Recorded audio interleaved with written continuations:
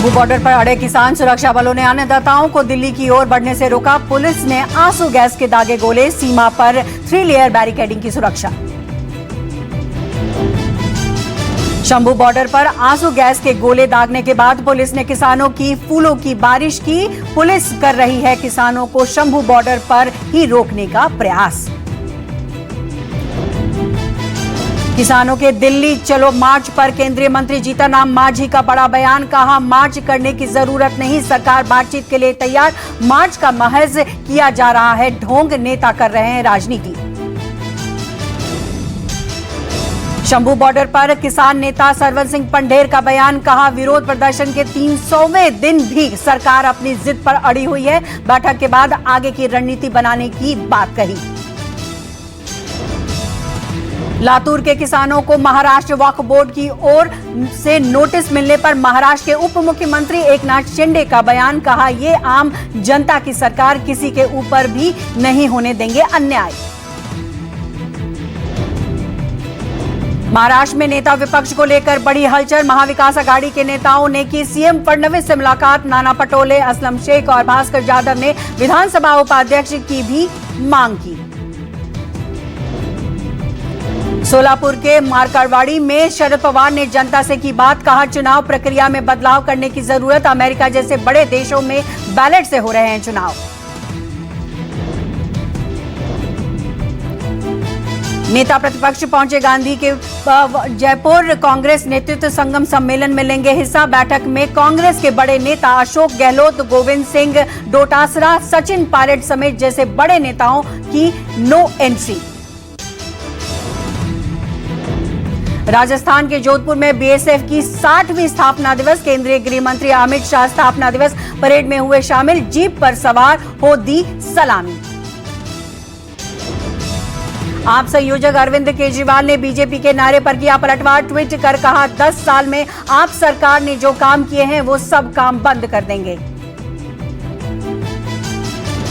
नारायण सिंह चौड़ा की अमृतसर कोर्ट में पेशी। 4 दिसंबर को अकाली नेता सुखबीर सिंह बादल पर चलाई थी गोली।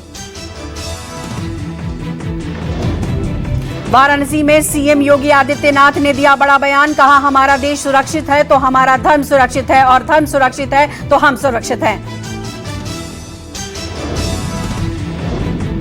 हैदराबाद से सांसद असादुद्दीन अवैसी का बड़ा बयान। कहा, देश को ऐसे झगड़ों में धकेला जा रहा है जिनका कोई अस्तित्व नहीं रहा। गाजियाबाद में बारातियों में हुई आपस में लड़ाई के दौरान मारपीट के दौरान जमकर चले ईंट पत्थर। आपसी झड़प में कुछ लोगों के घायल होने की खबर। हरियाणा के रोहतक में बारातियों पर फायरिंग, गोलीबारी में एक शख्स की मौत, दूसरा घायल। हिमाचल के मनाली में होटल में लगी भीषण आग, 75 कमरों का रिजॉर्ट चढ़ा आग की भेंट, करोड़ों के नुकसान की आशंका। लखनऊ टीम की गुप्त सूचना के आधार पर बिहार पुलिस की मिली बड़ी कामयाबी। नेपाली नागरिकों की नेटवर्किंग से लेकर फर्जी दस्तावेज बनाने वालों का किया भांडाफोड़। जयपुर के सरकारी गेस्ट हाउस में पहली बार दिखा तेंदुआ। दहशत में गेस्ट हाउस के कर्मचारी, अलग अलग कमरों में छिपे, अफरा तफरी का माहौल। जम्मू कश्मीर के कठुआ के हीरा नगर कस्बे में 3 से 4 लोगों की संदिग्ध गतिविधि की सूचना। सुरक्षा कर्मियों ने चलाया तलाशी अभियान। जम्मू कश्मीर के गुलमर्ग में बर्फबारी के बाद मौसम में बदलाव, वहीं उत्तर भारत में भी ठंड का आगाज। सीरिया में विद्रोहियों ने किया तख्ता पलट का दावा। राजधानी दमिश्क में घुसे विद्रोही, राष्ट्रपति बशर अल असद ने छोड़ा देश। हालातों पर सबकी नजर। सीरिया स्टेट टीवी पर विद्रोहियों का ऐलान। राजधानी दमिश्क पर कब्जे का किया ऐलान। राष्ट्रपति असद के घर में घुसे विद्रोही। सीरिया स्टेट टीवी पर विद्रोहियों का ऐलान।